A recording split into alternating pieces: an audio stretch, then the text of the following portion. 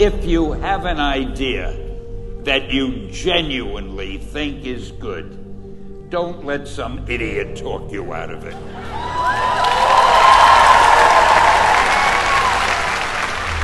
We had already done the Fantastic Four and I think maybe the X-Men, I can't remember the order, but my publisher came to me and he said, Stan, I want you to come up with another superhero.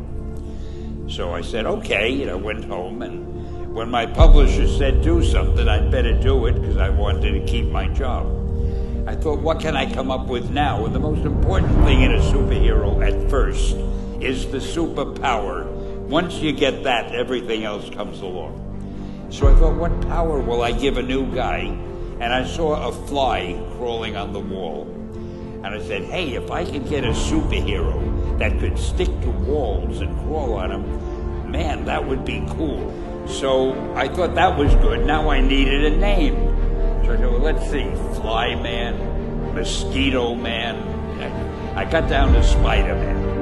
Spider-Man. It just sounded dramatic. So, okay, I had my hero, I had his power, his name, and then I figured just for fun, I'm going to give him personal problems.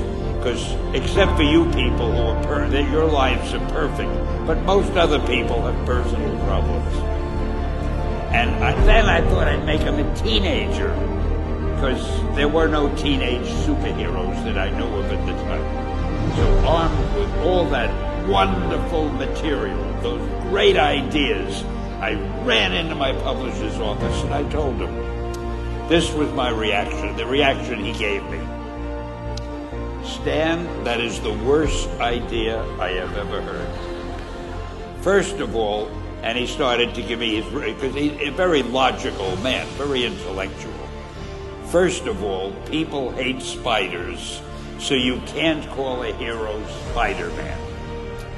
You want him to be a teenager? Teenagers can only be sidekicks.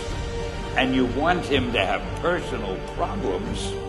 Stan, don't you know what a superhero is? They don't have personal problems. Well, I left the office disappointed, but obviously a much wiser man. And I couldn't get Spider-Man out of my system. So we were about to kill a magazine. I think it was called Amazing Fantasy. It wasn't selling well, and we were sending the last issue to press. When you do the last issue of a magazine, nobody cares what you put in it because the book is dying. Just to get it out of my system, I put Spider-Man in Amazing Fantasy, featured him on the cover, forgot about it. A month later, all the sales figures came in. My publisher came racing into my office. Stan, you remember that character we both loved so much, Spider-Man? He said, let's do him as a series. Now, why am I telling you this? Besides the fact that I have to kill a little time. If you have an idea that you genuinely think is good, don't let some idiot talk you out of it.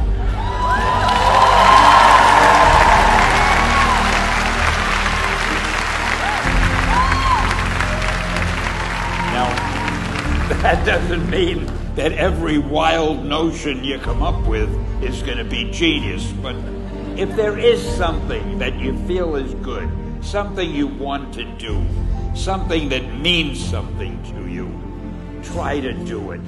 Because I think you can only do your best work if you're doing what you want to do, and if you're doing it the way you think it should be done.